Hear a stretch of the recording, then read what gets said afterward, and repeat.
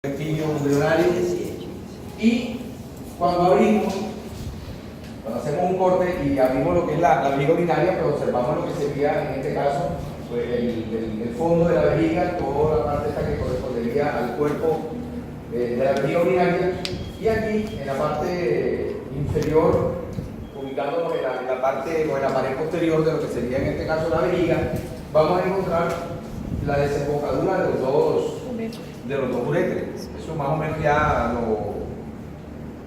lo visualizamos un poquito porque en la práctica pues, se alcanzaba a ver todavía esta estructura, no están tan tardías. Miramos que de una desembocadura a la otra se formaba un pliegue, ¿verdad? Llamamos el pliegue interureteral. En la parte posterior de ese pliegue hay, o se puede apreciar, una pequeña depresión que recibe el nombre de. Acuérdense que de eso se basa el examen de mañana, ¿o no? Sí. Bueno, ¿cómo es que se llama esta depresión que hay? Se llama el trasfondo vesical. ¿Okay? Acuérdense que habíamos mencionado que detrás de ese pliegue o en ese trasfondo, cuando se debilita la parte del piso pélvico, la vejiga ahí tiende a deprimirse todavía mucho más y pueden quedar rastros de orina que no se alcanzan a evacuar o expulsar correctamente, y eso va generando ciertas digamos, complicaciones que pueden generar en una cistitis. Bueno, habíamos dicho que esa parte ahí se empieza la orina se empieza a descomponer, provocando una irritación, provocando una cistitis. Bueno, este pliegue va a formar, en este caso, lo que sería la parte superior del trígono vesical. Y el vértice o la parte inferior del trígono vesical, bueno, como esto está abierto, obviamente no se ve, estaría formado por el orificio uretral. En este caso sería el interno, ¿okay? Porque el externo es el que está allá a la salida. Bueno, como esto hace parte de un corte, de una representación de lo que sería la vejiga masculina, pues obviamente aquí debajo vamos a encontrar lo que sería la próstata. ¿Listo? Bueno, entonces ya dentro de la próstata vamos a observar la primera porción de la uretra masculina, que obviamente va a recibir el nombre de uretra prostática. Otra cosita, bueno, aquí lo dibujo más o menos de esta forma. Antes de salir o antes de desembocar lo que es el trígono vesical hacia el orificio uretral interno, se forma una pequeña elevación que normalmente es un poquito más notoria en hombres un poco ya mayores, debido a que el lóbulo medio de la próstata, pues obviamente la próstata con la edad tiende a crecer, tiende a hipertrofiarse, y se forma una pequeña elevación, un pequeño abultamiento que lo llaman la úvula de la vejiga o la úvula vesical. ¿Listo? O sea, que hay que ponerle el apellido para saber de qué estamos hablando. Bueno, ya cuando estamos a nivel de la uretra prostática, aquí nos encontramos, como usted puede ver, con una otra elevación que está aquí, que es lo que llaman el utrículo prostático. Perdón, el utrículo prostático. En ese utrículo prostático va a haber unos agujeros, como se puede ver ahí.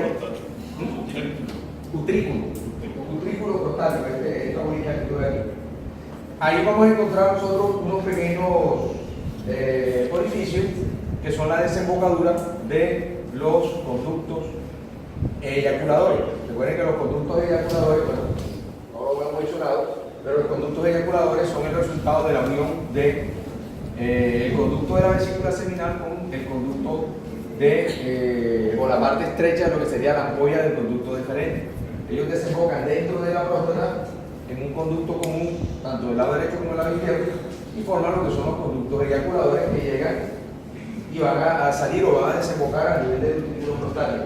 Y paralelo a la zona del utrículo prostático, pues encontramos otros agujeritos, son los que vemos ahí, que son como cribosos, que son los que van a llevar el líquido prostático para integrarlo al momento de de la etapa previa a la eyaculación para formar ya en este caso lo que sería el semen propiamente dicho, ya que el semen va a estar formado por el líquido prostático, el líquido seminal y la respectiva cantidad de espermatozoides.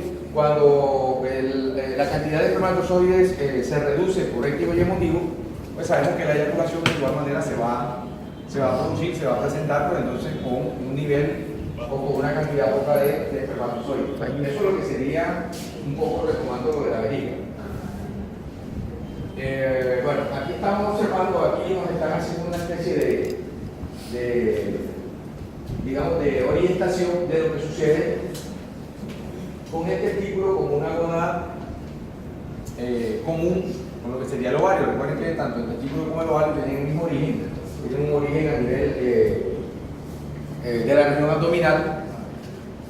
Cuando ya la gónada se constituye como el esbozo de lo que va a ser un ovario o un testículo, pues entonces ya va a empezar a descender, y en el caso del ovario pues se va a quedar en la cavidad pélvica, pero en el caso del testículo él sigue descendiendo de tal manera que antes del parto o en el periodo, digamos, alrededor de lo que sería el parto, él termina de descender, o ellos terminan de descender, y van a llegar hasta el saco escrotal, que es donde en definitiva van a terminar de alojarse para poder desarrollar la función de, sobre todo, producir los espermatozoides. Bueno, aquí un poco así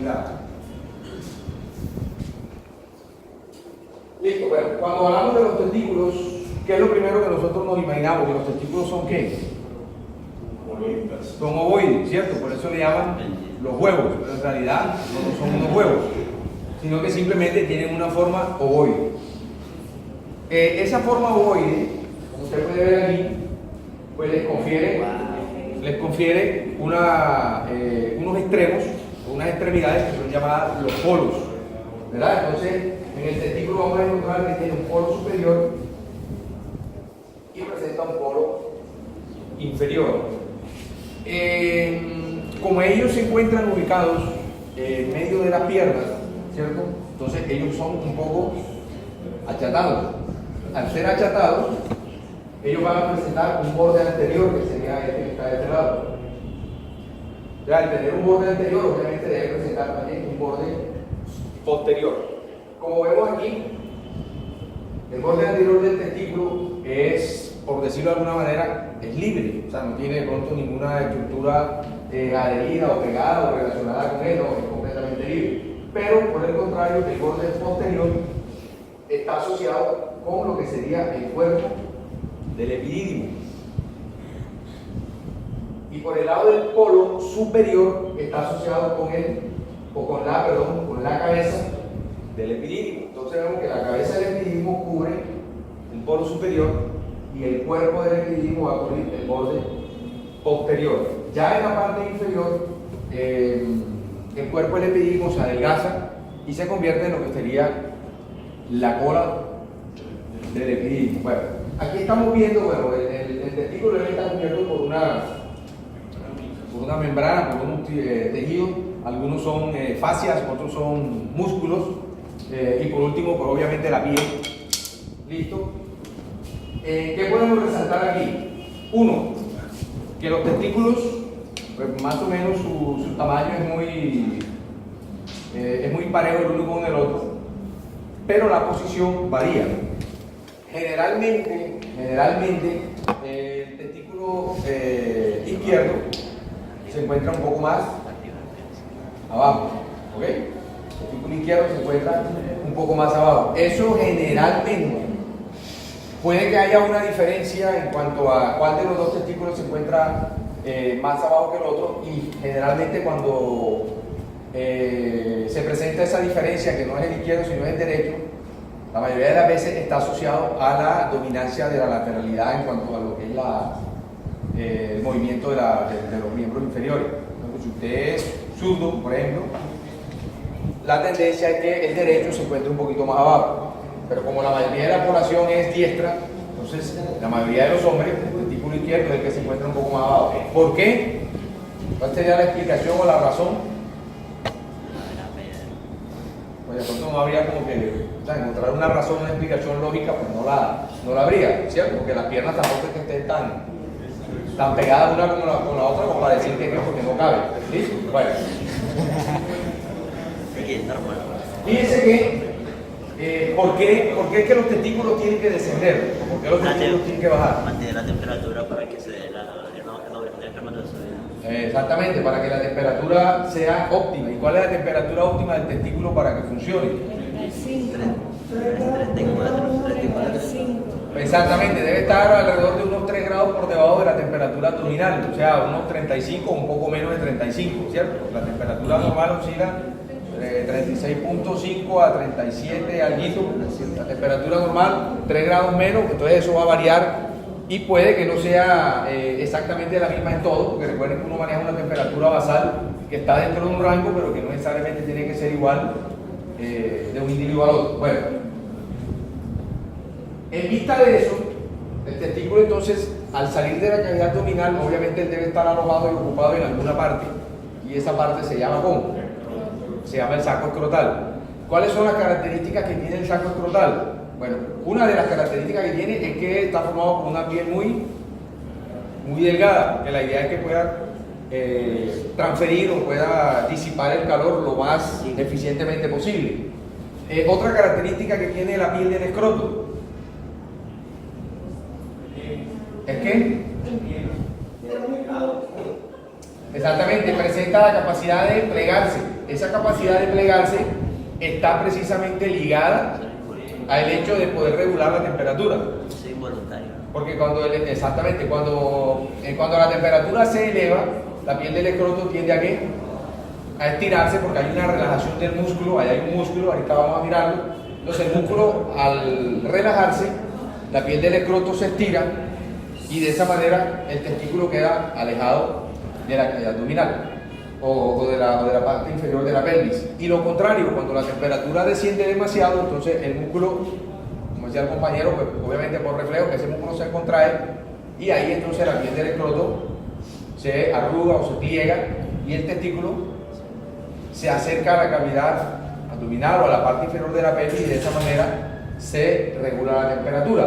Por eso es que no es saludable en este caso saludable para los espermatozoides, pues usar ropa interior que sea demasiado caliente, o sea, ropa interior, por ejemplo, tipo licra o demás, que no permite disipar bien el calor, y no permite tampoco los movimientos. Ahora, no solamente los movimientos del escroto van a ser para regular la temperatura, alejando o acercando el testículo al calor corporal o al calor de la pelvis, sino que también el escroto se va a encoger o se va a recoger durante la excitación sexual, porque parte de la piel del escroto, parte de esa piel se va con ¿quién?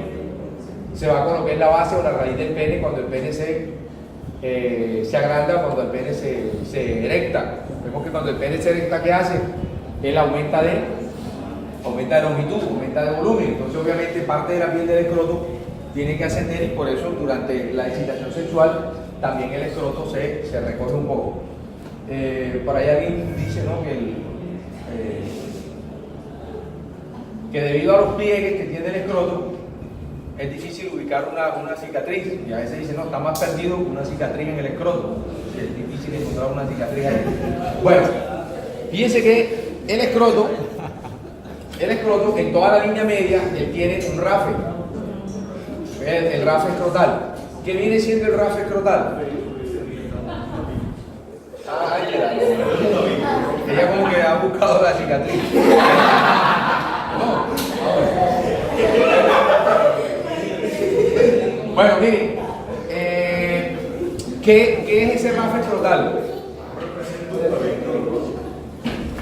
Representa por un lado un tabique porque los dos testículos no están en el mismo espacio dentro del escroto, ambos tienen su respectivo espacio, y también ese rafe determina la fusión que se generó a nivel de los genitales cuando se hizo la diferenciación de un sexo indiferenciado a masculino, porque recordemos que el escroto, si hacemos la comparación con los genitales masculinos y femeninos, el escroto viene siendo ¿qué?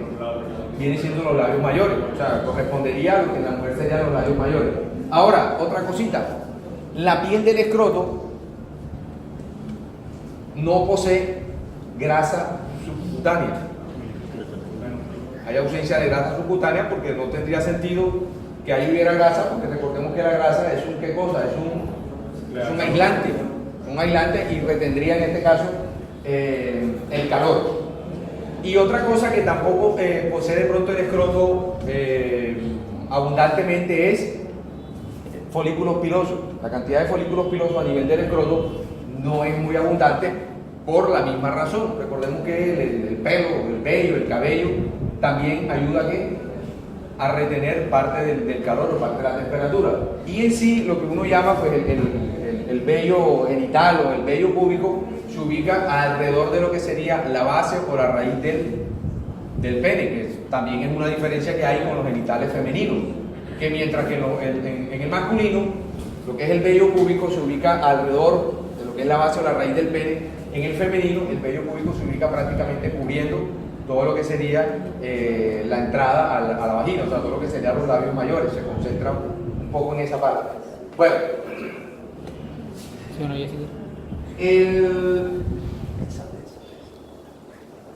la primera capa, listo, la primera capa que encontramos nosotros para poder llegar a los testículos, pues sería obviamente la piel del escroto. Debajo de la piel del escroto va a haber un músculo, ¿cierto? Que es el músculo que se encarga de contraer y relajar la piel del escroto. ¿Qué nombre recibe ese músculo?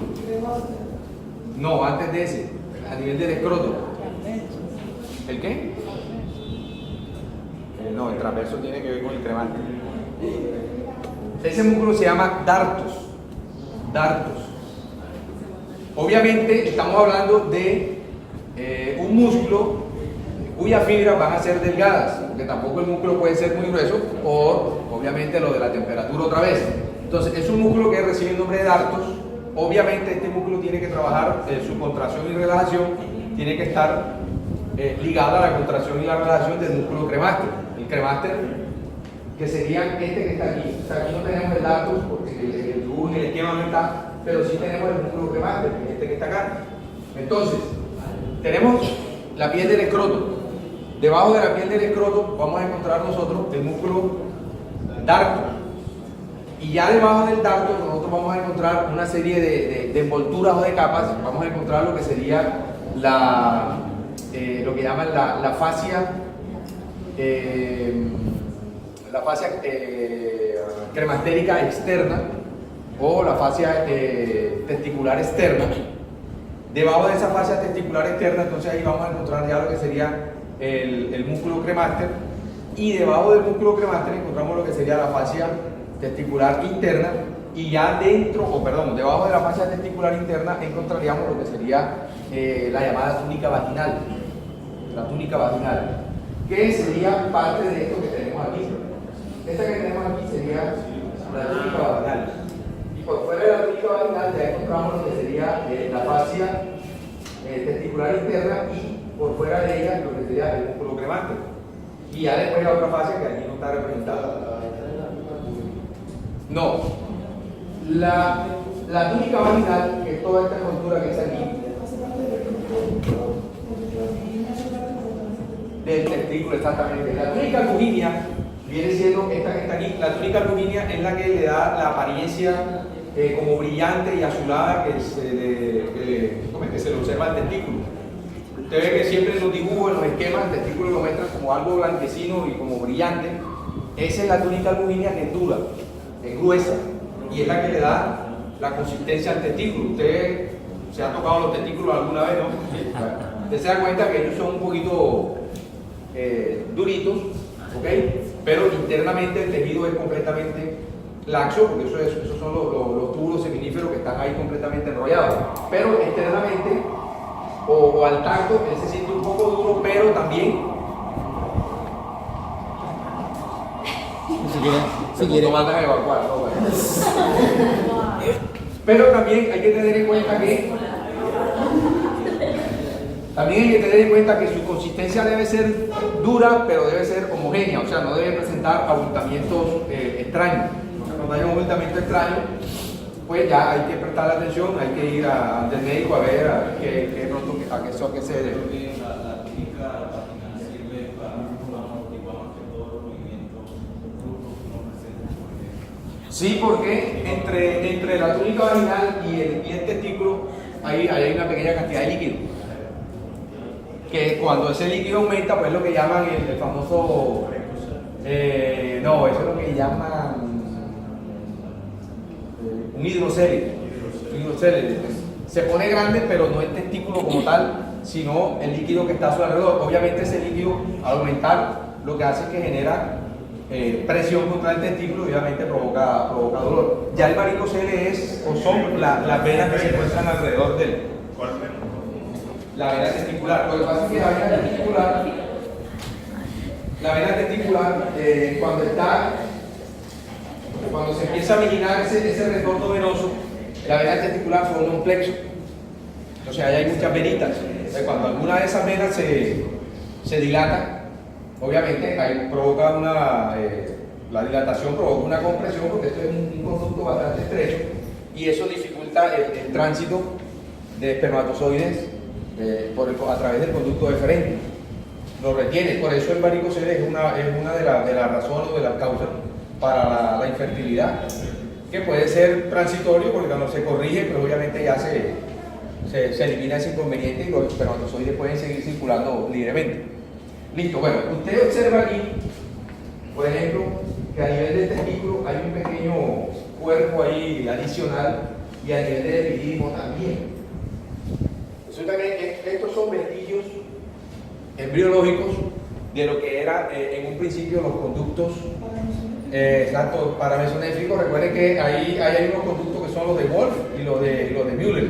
Los de Müller se transforman en ¿qué?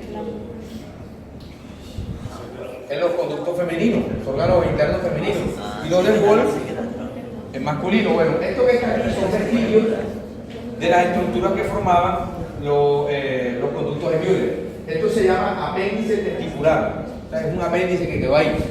Y a este lo llaman el apéndice del epidídimo. ¿Listo?